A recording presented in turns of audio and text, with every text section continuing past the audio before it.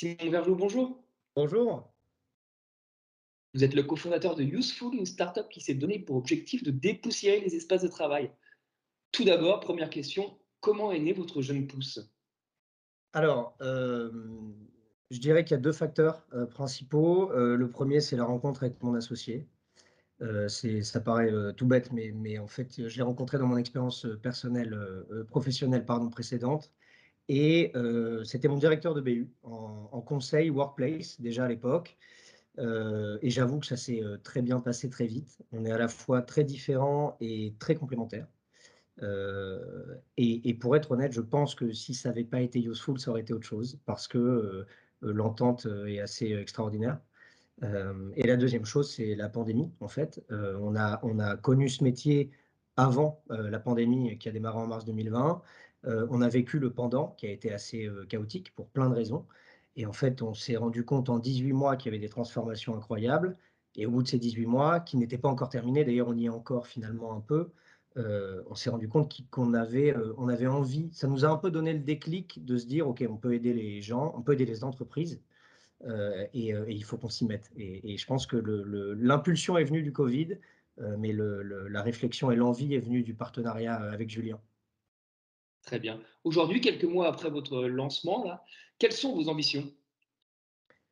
Alors, on a la chance d'avoir fait une année, alors qui est pas terminée, puisqu'elle se termine en décembre, mais qui est pour l'instant une bonne année. On a signé un peu plus de 500 000 € de chiffre d'affaires. Donc notre ambition, je dirais à court terme, en tout cas dans les 6 à 12 mois, est de recruter, de faire 2 recrutements, parce qu'on a besoin de mains pour nous aider à travailler avec les clients finalement. Une deuxième ambition, ça va être, de manière assez pragmatique, ben, je pense d'arriver au 1 000 000 de chiffre d'affaires. C'est un objectif, plus symbolique qu'opérationnel, mais je pense qu'on a envie d'avancer aussi, dans ce sens-là et de grossir.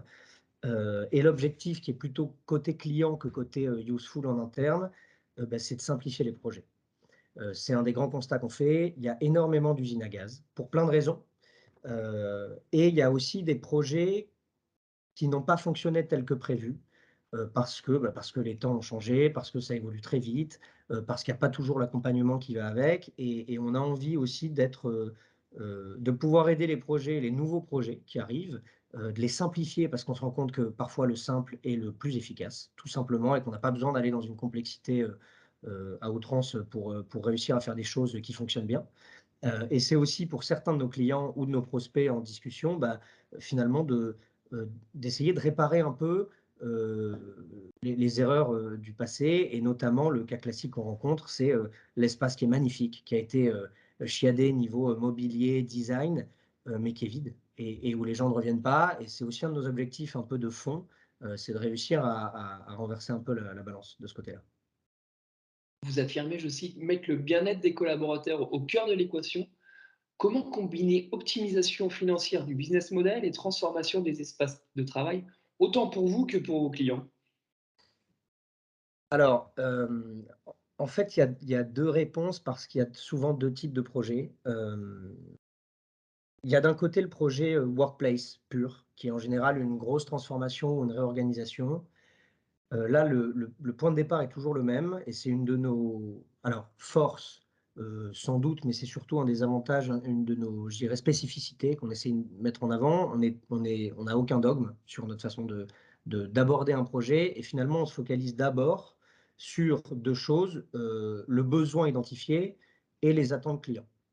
Heu on travaille le projet avec les différentes étapes, de la réflexion jusqu'à, l'arrivée, finalement la «livraison» entre guillemets, s'il y a des travaux en tout cas du projet, avec les objectifs qui sont fixés en amont, et surtout avec les grandes différences, encore une fois, j'insiste parce que c'est pour ça qu'on existe en fait, c'est qu'on est passé de 80 de présentiel, entre guillemets «subi», en tout cas, qui était la norme, à finalement, alors un télétravail subi d'abord à 100 en tout cas non choisi et ensuite des vagues, confinement, reconfinement.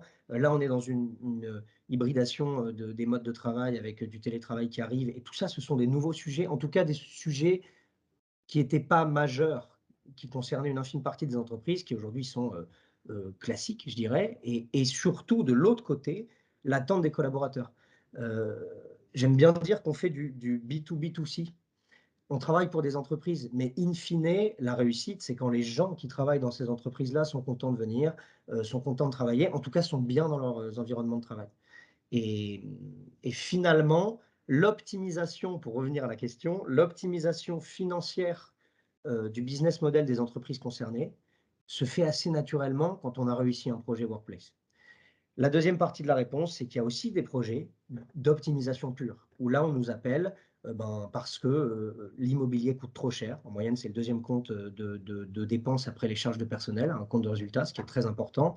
On nous appelle, on nous dit vraiment, voilà, il faut qu'on paye moins d'une façon ou d'une autre. Et là, on fait tout pour répondre à la question, tout simplement, et en même temps pour ne pas pénaliser les collaborateurs, parce que c'est le contraire de l'objectif, et de toute façon, ce serait contre-productif à court ou moyen terme. En sachant qu'on a aussi des appels. On a de plus en plus de clients qui nous demandent, par exemple, bah, écoutez, là, tout se transforme, les modes de travail évoluent, j'ai un taux d'occupation faible. Est-ce qu'on peut, on a une vraie réflexion sur est-ce qu'on achète ou est-ce qu'on loue, par exemple, mais on a une logique patrimoniale à 10, 15, 20 ans.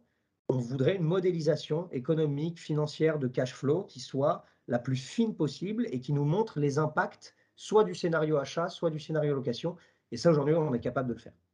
Et c'est pour ça qu'il y a deux réponses, c'est parce qu'il y a vraiment une façon d'aborder le problème très financière, très économique, et une façon beaucoup plus humaine, en tout cas plus liée aux environnements de travail et donc in fine au bien-être des collaborateurs. Très bien, Simon Bergeau.